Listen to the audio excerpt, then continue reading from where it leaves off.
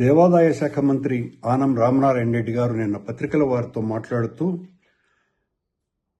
జగన్మోహన్ రెడ్డి గారు మొన్న తిరుపతిలో జరిగినటువంటి దుర్ఘటనలో క్షతగాత్రులైనటువంటి వాళ్లను పరామర్శించటానికి రావటానికి ముందే వైసీపీ నాయకులు ఆ క్షతగాత్రులకు 18 మందికి డబ్బులిచ్చి చంద్రబాబు గారికి వ్యతిరేకంగా తిట్టమని చెప్పారు అని చేసినటువంటి ఆరోపణ ఎంత దారుణంగా ఉంది అంటే, మీ నిర్వాకం వలన 6 మంది మరణానికి గురైతే దానికి నైతిక బాధ్యత వహించి రాజీనామా చేయవలసినటువంటి స్థానంలో ఉన్నటువంటి మీరు జగన్మోహన్ రెడ్డి గారి మీద ఈ రకమైనటువంటి ఆరోపణ చేయటం ఒక సీనియర్ రాజకీయ నాయకుడిగా మీ స్థాయిని ఎంతగా దిగజార్చిందంటే, రాజకీయంగా ఇంత హీనంగా కూడా మాట్లాడగలరు మీరు అని నిరూపితం చేసుకున్నారు. రామనారాయణ రెడ్డి గారు చనిపోయినటువంటి వాళ్ళ పట్ల సానుభూతి కూడా లేకుండా అంత తొక్కిసలాటలో మరణించినటువంటి వాళ్ళ బంధువులు, అలాగే వాళ్లల్లో కూడా క్షతగాత్రులు ఉన్నారు. మిగతా క్షతగాత్రులని ఎంత దారుణమైనటువంటి రీతిలో మీరు అవమానించారు. వాళ్ళ మీద ఆరోపణ వేసి వాళ్ళ మీద సానుభూతి చూపాల్సింది పోయి, వాళ్లకు మీరు పరామర్శించి ఆర్థిక సహాయం చేయాల్సింది పోయి, మేము డబ్బులు ఇచ్చి మిమ్మల్ని తిట్టించడానికి వాడుకున్నారు అని ఆరోపిస్తున్నారంటే, అంటే ఆ సంఘటన మీరు రాజకీయం చేస్తున్నారా, మేము రాజకీయం చేస్తున్నామా అన్నది దీన్ని బట్టి చాలా తేటతెల్లమైపోయింది. అంటే మీకు క్షతగాత్రుల మీద కూడా సదభిప్రాయం లేదు. చనిపోయినటువంటి వాళ్ళ కుటుంబీకులు అందులో ఉన్నారు. వాళ్లను గురించి మీకున్నటువంటి అత్యంత నీచమైన అభిప్రాయం, వాళ్ళు డబ్బులు తీసుకొని చంద్రబాబును తిట్టినారు. ఇది మీ ఆరోపణ. ఇంతకంటే దారుణం మరొకటి ఉన్నదా? ఈ మొత్తం ఎపిసోడ్లో వైసీపీ నాయకుల్లో లేకపోతే మేము కానీ ఎవరం కూడా మీ పాత్రకు సంబంధించి ఏమి మాట్లాడలేదు కాబట్టి, తద్వారా మీరు నా అస్తిత్వం ఎక్కడ తగ్గిపోతుందోనని ఈ రకమైనటువంటి ఆరోపణలకు దిగినారేమో అర్థం కావటం లేదు. క్షతగాత్రులను అవమానపరచటం, చనిపోయినటువంటి వాళ్ళ కుటుంబీకులను అత్యంత నీచంగా భావించటం, ఇంతకంటే దారుణం మరొకటి లేదు. అలాగే మేము అక్కడికి వచ్చినప్పుడు జగన్మోహన్ రెడ్డి గారిని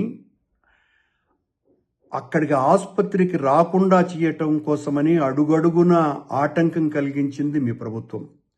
దారిలో ఒక మాజీ ముఖ్యమంత్రిని అడ్డుకోవటానికి ట్రాక్టర్లు అడ్డుపెట్టి ఇంత నీచంగా వ్యవహరించింది మీ ప్రభుత్వం. ఇంతకంటే దారుణం మరొకటి ఉన్నదా? మీరు ఎన్ని రకాలైనటువంటి దుర్మార్గపు చర్యలు చేశారో జగన్మోహన్ రెడ్డి గారిని అడ్డుకోవటానికి.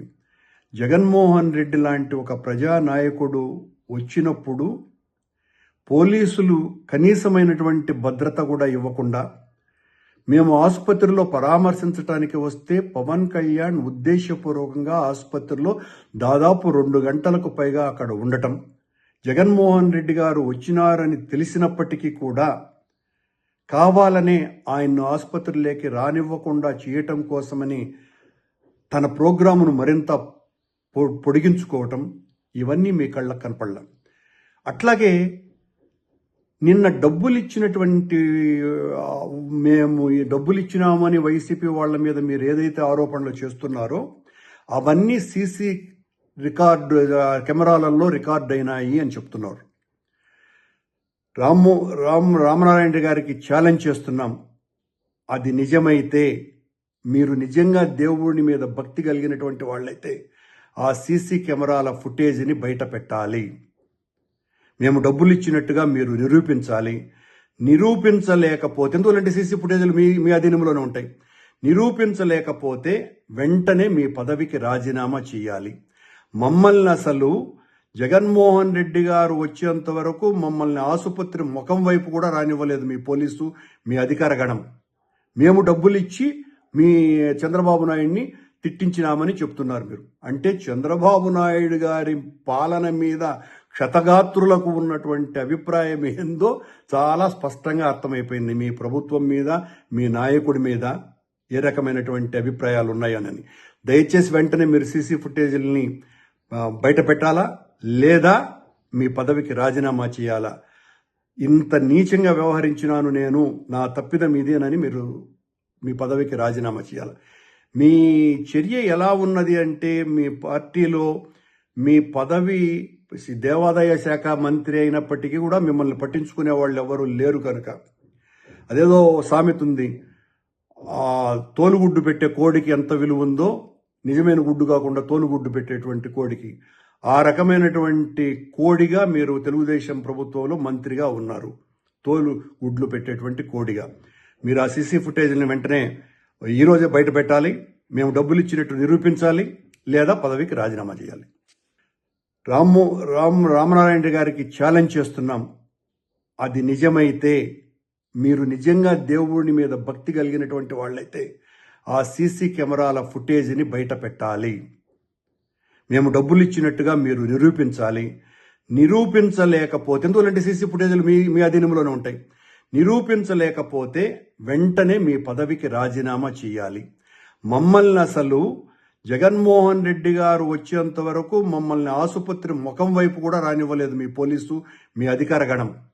మేము డబ్బులు ఇచ్చి మీ చంద్రబాబు నాయుడిని తిట్టించినామని చెప్తున్నారు మీరు. అంటే చంద్రబాబు నాయుడు గారి పాలన మీద క్షతగాత్రులకు ఉన్నటువంటి అభిప్రాయం ఏందో చాలా స్పష్టంగా అర్థమైపోయింది. మీ ప్రభుత్వం మీద, మీ నాయకుడి మీద ఏ రకమైనటువంటి అభిప్రాయాలు ఉన్నాయని.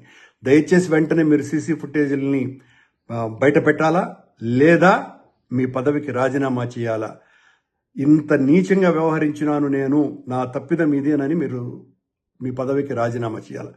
మీ చర్య ఎలా ఉన్నది అంటే, మీ పార్టీలో మీ పదవి దేవాదాయ శాఖ మంత్రి అయినప్పటికీ కూడా మిమ్మల్ని పట్టించుకునే వాళ్ళు ఎవరు లేరు కనుక, అదేదో సామెత ఉంది, తోలుగుడ్డు పెట్టే కోడికి ఎంత విలువ ఉందో నిజమైన గుడ్డు కాకుండా తోలుగుడ్డు పెట్టేటువంటి కోడికి, ఆ రకమైనటువంటి కోడిగా మీరు తెలుగుదేశం ప్రభుత్వంలో మంత్రిగా ఉన్నారు. తోలు గుడ్లు పెట్టేటువంటి కోడిగా మీరు ఆ సీసీ ఫుటేజ్ని వెంటనే ఈరోజే బయట పెట్టాలి.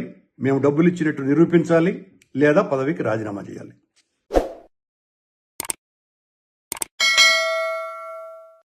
Hi friends, thank you for watching this video.